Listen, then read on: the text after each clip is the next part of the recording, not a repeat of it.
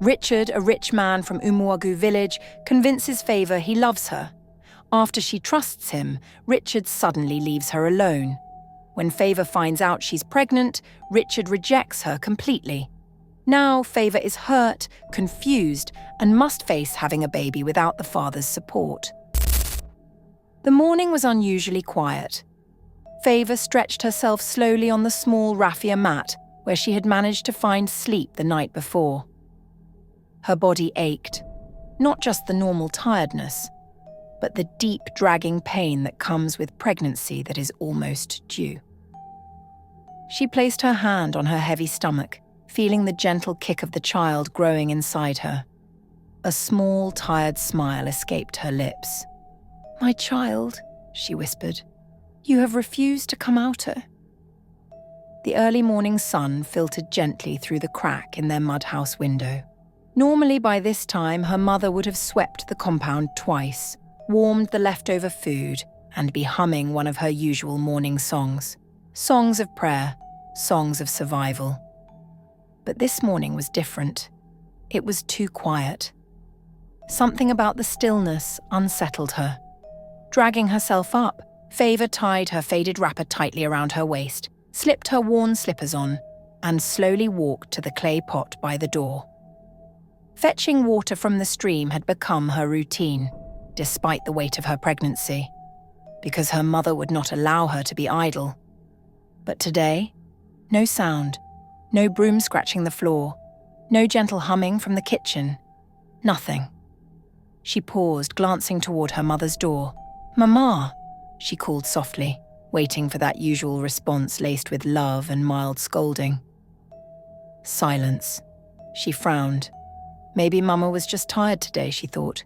She stepped outside, fetched the little water she needed, and gathered the firewood to warm the previous night's yam porridge. But the uneasy feeling gnawed at her. She strained her ears. Still no sound from Mama.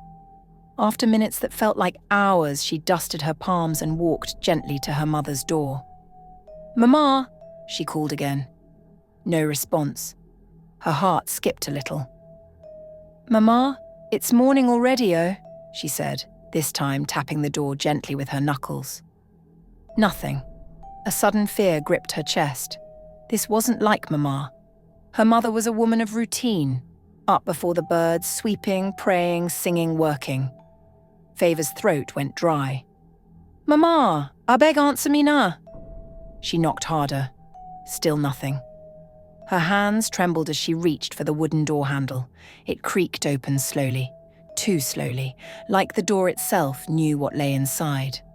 "Mama," her voice quivered. There she was. Mama lay on the bamboo bed, her wrapper neatly tied like she had gone to sleep in peace. But something was terrifyingly wrong. She wasn't moving, not even her chest rising or falling. "Mama!"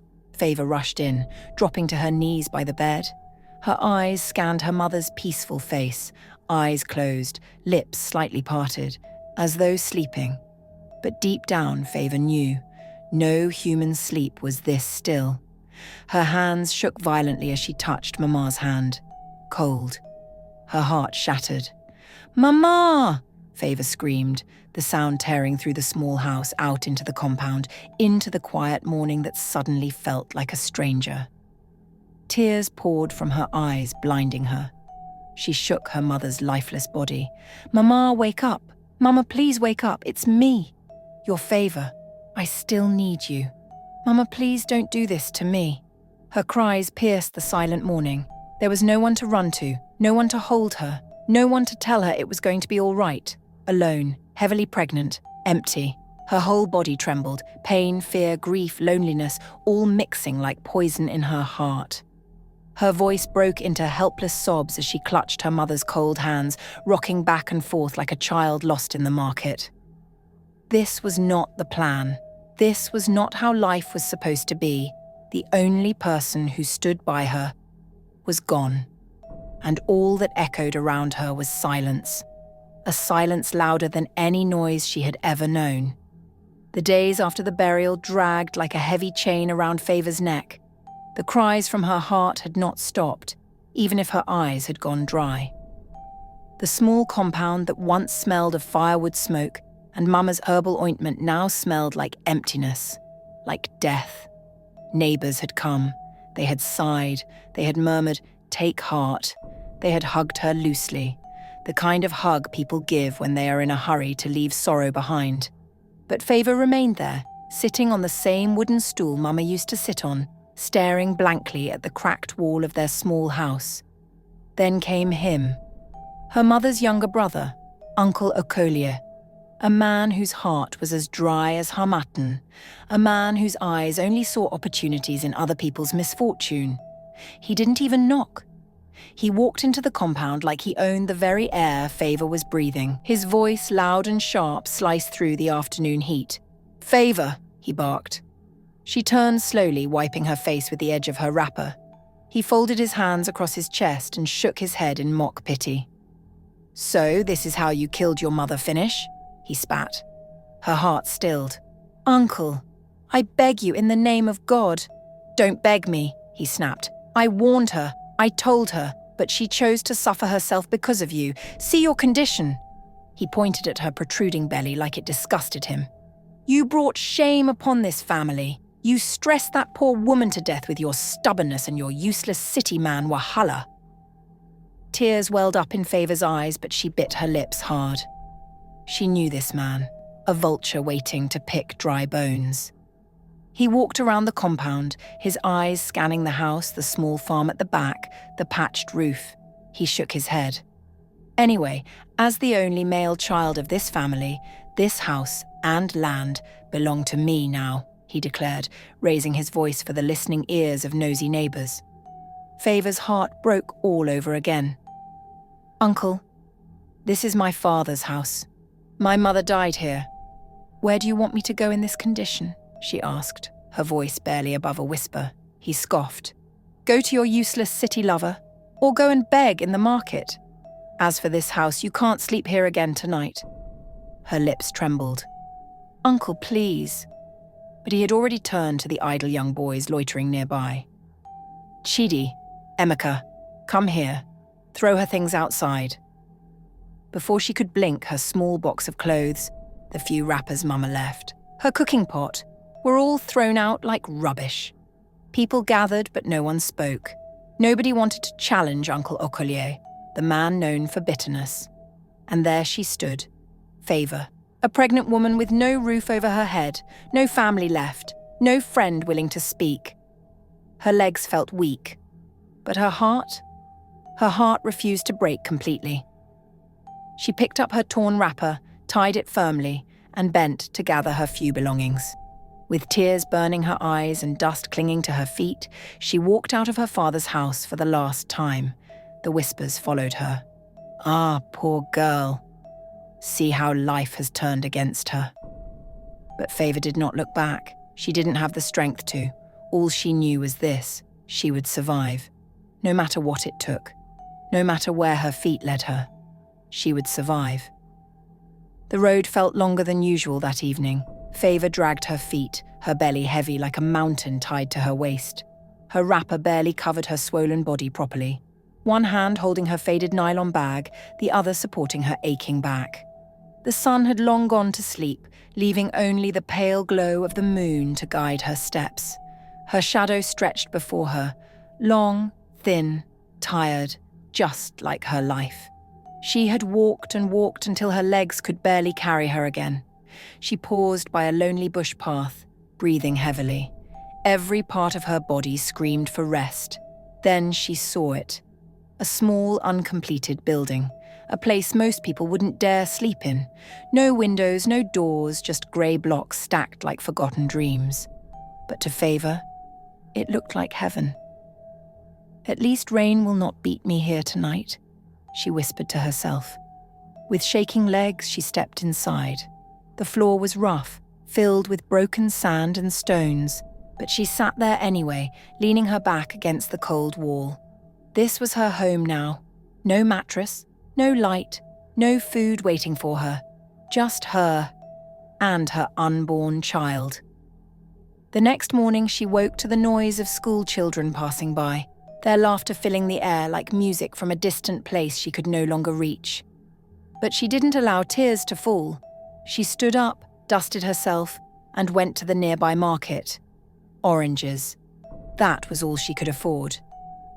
She borrowed a small tray from one of the women in the market, a woman who shook her head and said, "Life is not fair to good people," then gave Favour a small loan to start. That was how her days began, selling oranges under the hot sun, calling out in a tired but brave voice, "Sweet oranges, fresh oranges, come and buy, oh."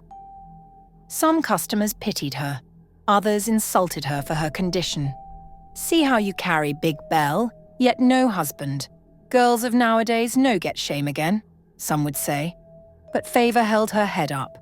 She wasn't living for herself anymore. She was living for the tiny life growing inside her, the life that kicked and turned inside her belly like it too was fighting for survival. Days turned to weeks. Nights turned colder. Her stomach got heavier. Then it happened. One night, when the wind was howling like a hungry animal and the stars refused to shine, Favour felt a sharp pain rip through her waist. She screamed. Her voice echoed inside the empty building, bouncing back at her like mockery. Nobody heard. Nobody came. She knelt on the rough floor, her wrapper soaked with sweat and tears. The pain came again, fiercer this time. She bit her lips till it bled. She held her waist. She prayed. "God, I don't have anybody. I don't have Mama again. I don't have a husband. I don't even have money to go to hospital. But God, if I die here tonight, who will take care of this child? Please, please help me." The contractions gripped her like an iron hand, twisting her insides. Minutes passed like years. Then, in the darkness, with only the moon as witness, her baby arrived. A baby boy. She gasped for air, her whole body weak. But when she looked down and saw the tiny life lying helplessly between her legs, covered in blood and innocence, her heart broke into joy. Tears filled her eyes. She lifted him gently, wrapping him with the edge of her wrapper. He was so small, so delicate, yet his cry was loud, stubborn, like he had come into the world with a message. She looked at him, her face soaked with tears and sweat. "You will not suffer like me," she whispered, her voice shaking with emotion. "I name you Paul. It means small but mighty. You will be great. You will rise. Even if life tried to bury me, you will stand." She kissed his tiny forehead, cradling him close to her chest. In that moment, inside a broken, roofless building with empty hands but a full heart, Favour smiled through her tears. Hope had come to her at last, in the form of a crying, fragile baby boy, her Paul, her miracle. Life did not become easier after Paul was born. If anything, it became harder. But Favour was not the type to fold her arms and wait for pity. Her days started before the sun ever thought of rising. With her baby strapped to her back, wrapped securely in the same old wrapper Mama left behind, she would move from house to house in the village, begging people for small cleaning jobs. "Madam, I fit wash your clothes. I beg, make I sweep your compound. I go collect anything you give me." She washed clothes until her fingers wrinkled like dry leaves.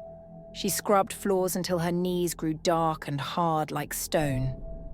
In the afternoons, she would lay out her fruits, oranges, bananas, sometimes groundnuts, along the dusty roadside, praying for customers.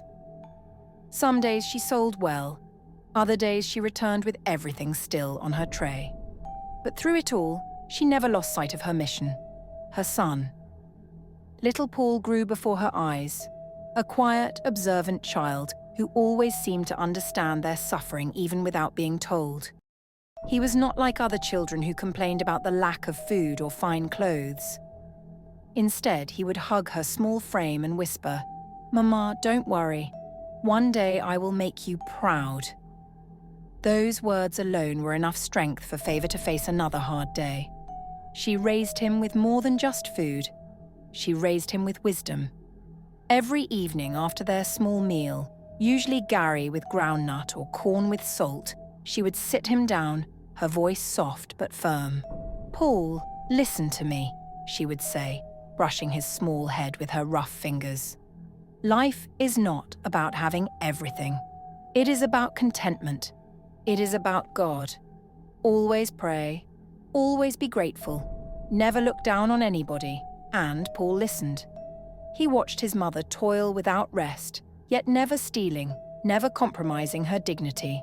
School was not easy either. There were days when Paul went barefooted. His exercise books were patched and repatched. His pen sometimes finished in the middle of an exam, but somehow the boy shone like a star in the middle of darkness. His teachers loved him. "Paul is different," they would tell his mother. "He is brilliant beyond his age." And Favour would smile with tears in her eyes. She knew. She always knew. By the time Paul reached secondary school, it became clear to everyone this boy was destined for more. He studied even with the dim light of a borrowed lantern. He walked long distances to attend free extra classes. Then one fateful day, a scholarship exam was announced.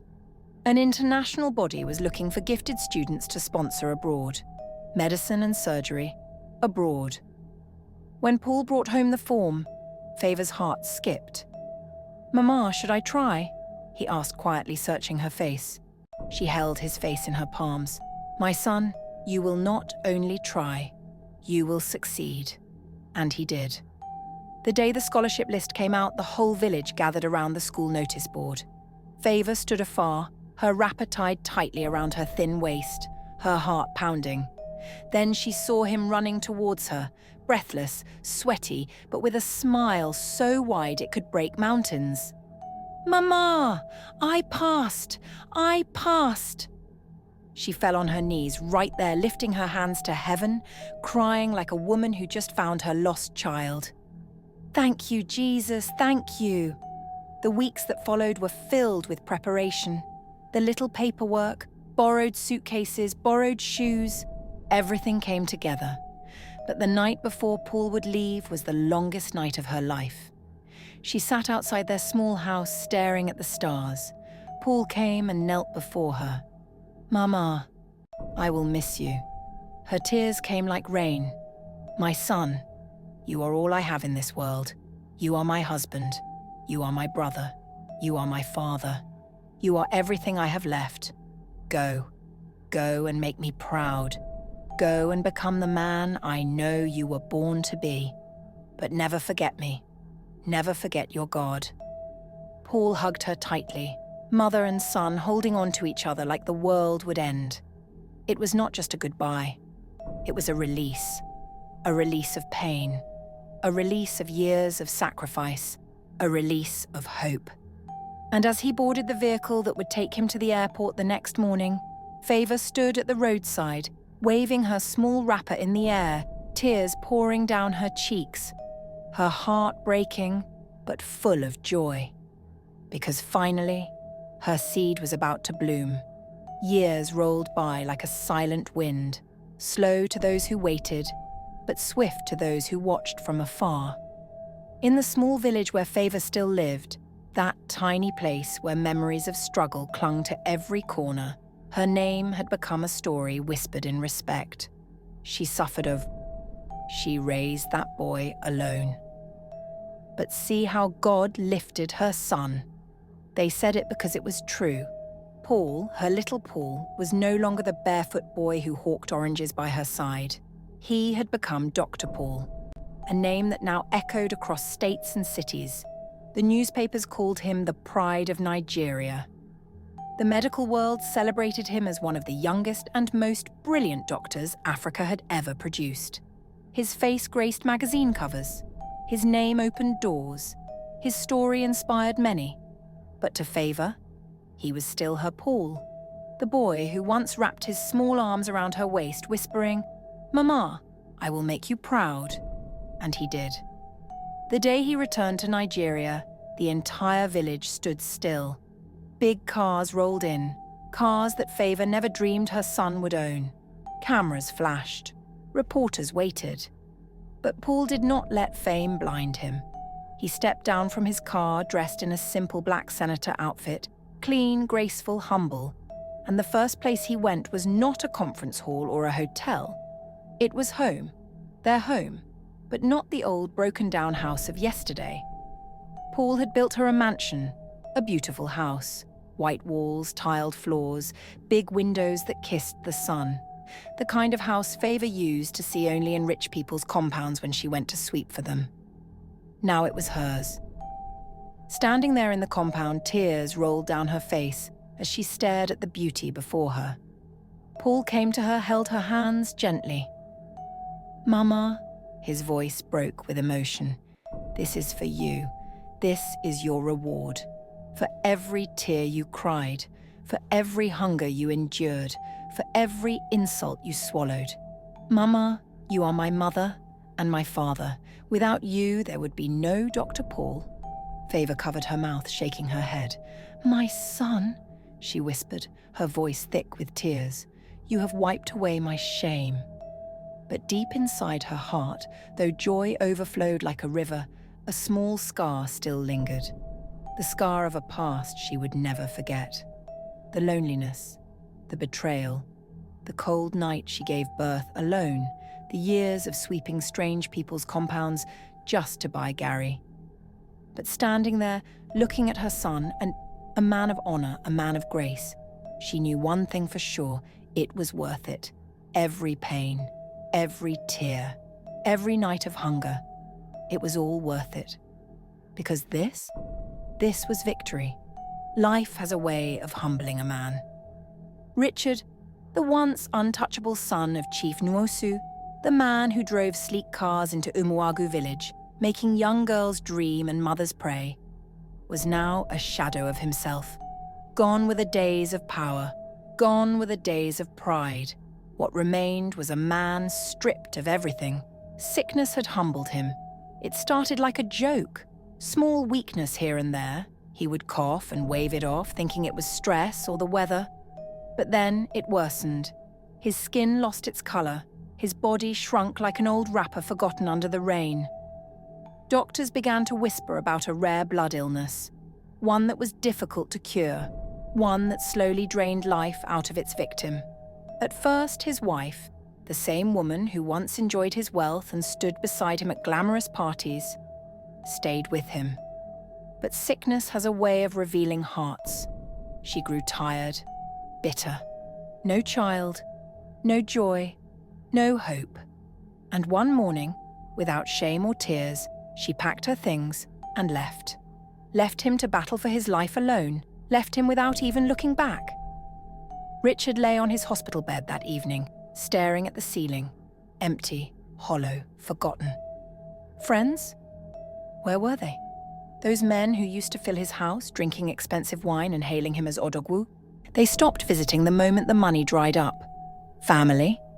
He had none who truly cared. It was just him. And pain.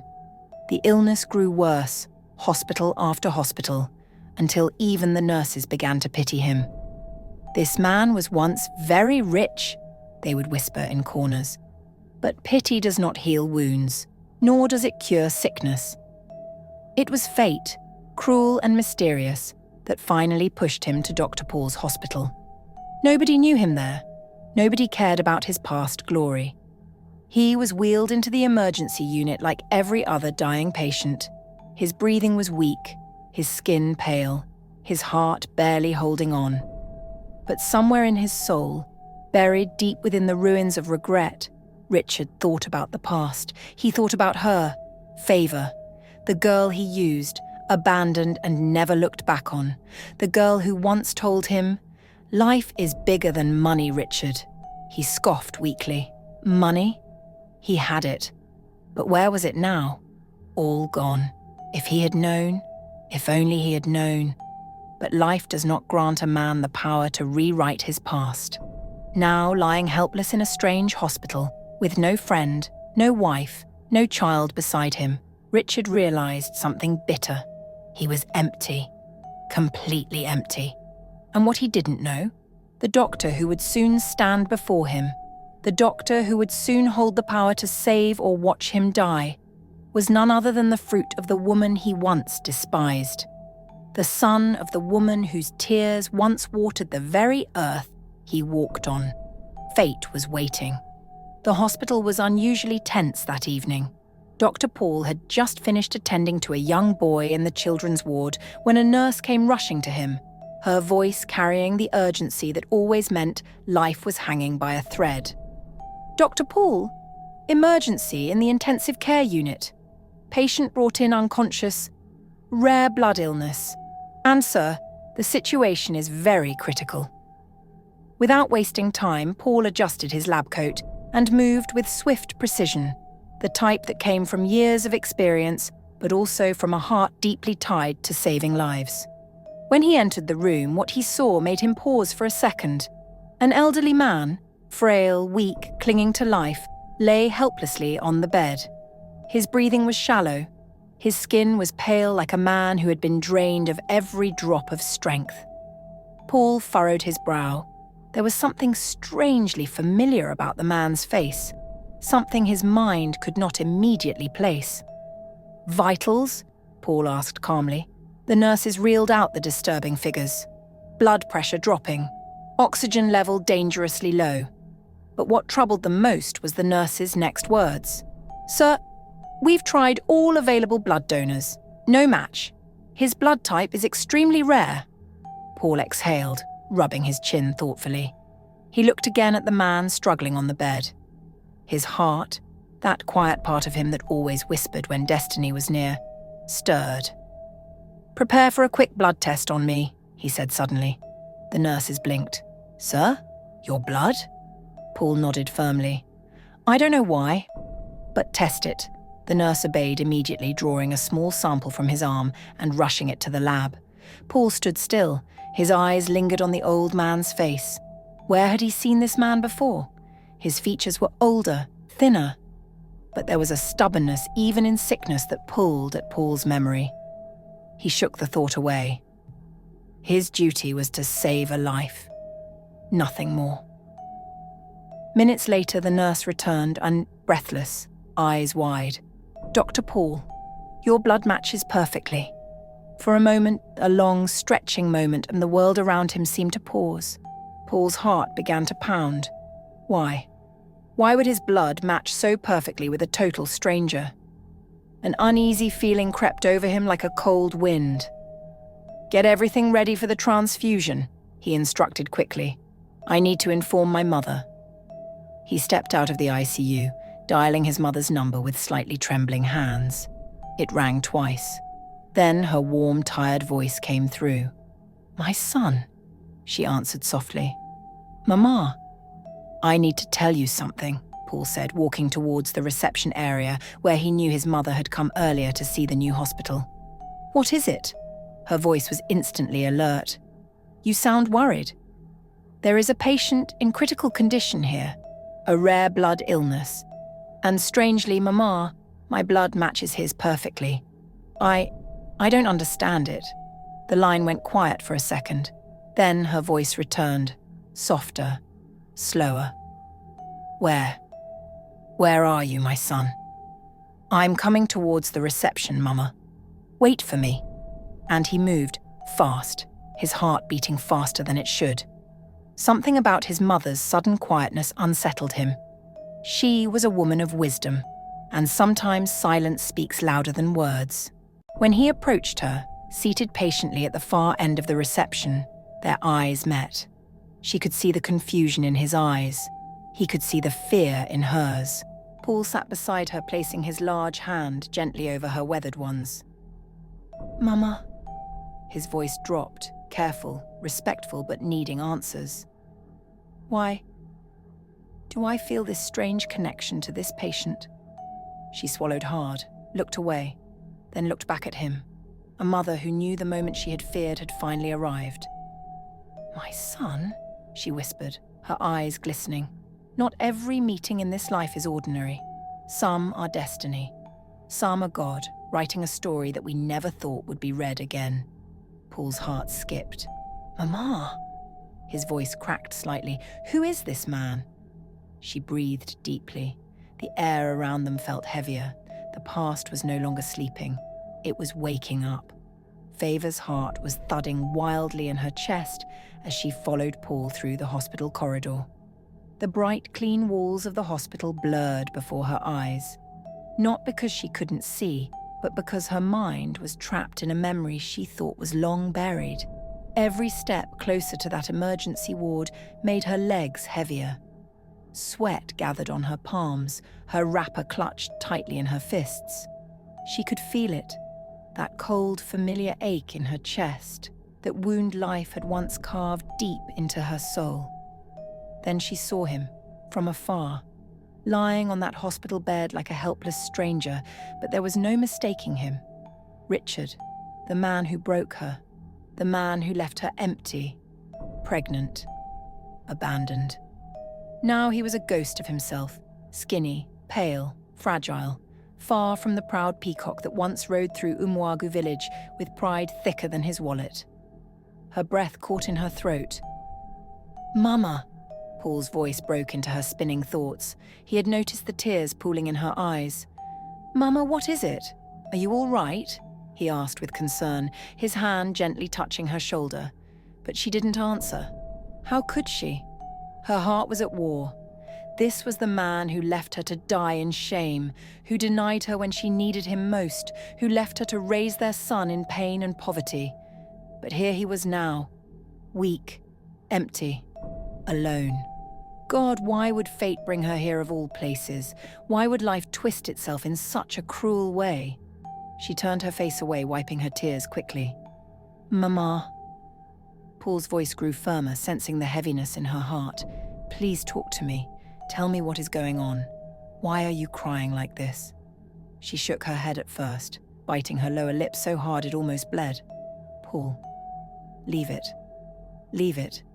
But Paul was his mother's son, stubborn in love, persistent in care. He held her hands, firm, reassuring. "Mama, I have never seen you like this. Please, talk to me. Who is that man? Why are you crying?" She looked up at him, her son, her pride, the very reason she survived the darkness of life. Her lips trembled. Her chest rose and fell with the weight of the truth. Then, with a voice barely louder than a whisper, she said words that shook Paul to his bones. "That man," she breathed shakily, her eyes glistening with unshed tears, "is your father?" Paul froze. His hands dropped slowly. His heartbeat thundered in his ears. "What?" he whispered, barely trusting his own voice. Favour covered her face with her hands, the shame, the bitterness, the years of pain crashing down on her heart like a heavy rainfall. "Yes, he is your father. The man who left me, left us, who never looked back." Silence. Thick, raw, heavy. The past had returned, not as a memory, but as a living, breathing reality standing before them both. And Paul. Paul could only stare into space, as life handed him the greatest decision he would ever have to make. Paul stood frozen. His heart pounded so loudly he could barely hear anything else. The walls of the hospital seemed to close in around him. His father? This man? This fragile, dying figure was the one who caused his mother years of pain. The same man who abandoned them without mercy. Questions flooded his mind like a violent storm. Why? Why did life have to be this cruel? He turned slowly to look at his mother, the woman who had carried him through fire and hunger without ever cursing his father. Tears rolled down her wrinkled cheeks, her hands clasped tightly together like someone holding her breaking heart. "Mama," Paul whispered, his voice barely steady. "After all he did to you. To us." Favour wiped her tears, her voice shaking.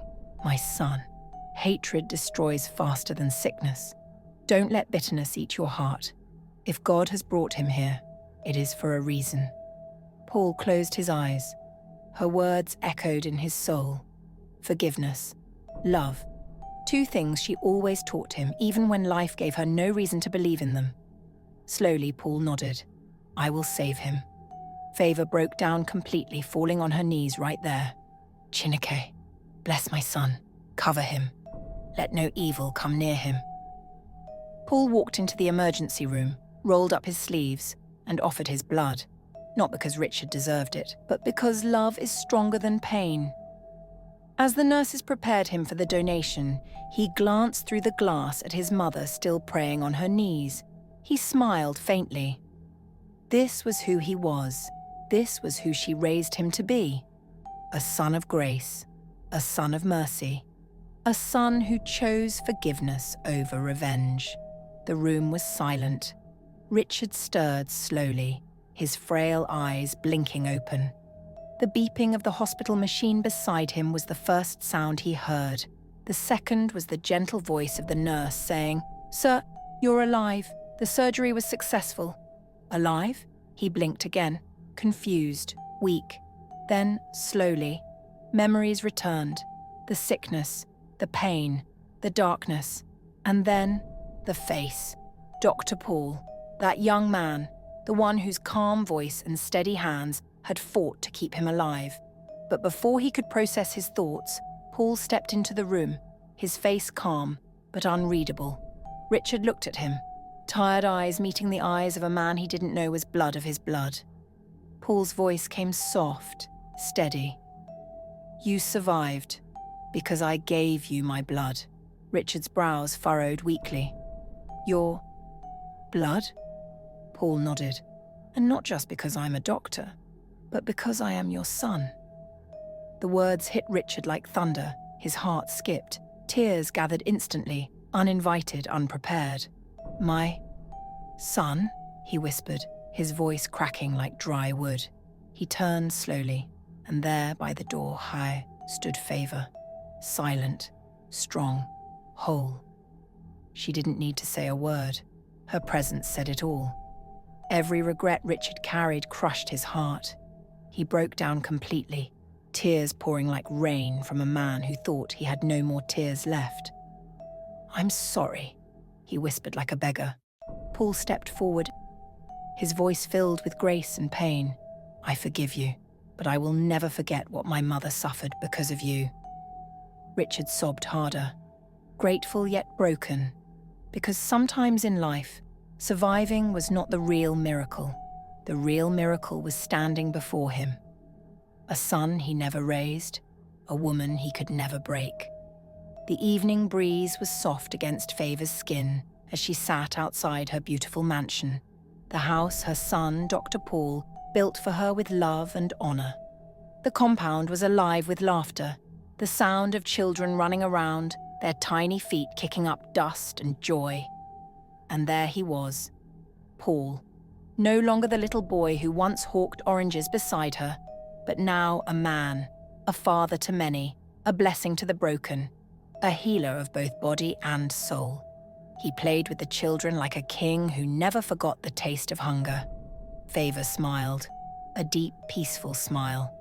Her heart was full, her eyes lifted to the sky, glistening with quiet tears of gratitude. Then her voice broke the silence, not loud, not bitter, but soft and filled with wisdom. Sometimes life will break you to mold you. People may forget you, but God never forgets your pain. I survived not because I was strong, but because God never left me. She sat there, a living testimony that life may bend you, but grace will raise you again. This was her victory, her full circle, her destiny fulfilled. The end. Please subscribe to my channel for more touching and inspiring stories. Don't forget to like, share, and turn on your notification bell so you never miss a story that touches the heart.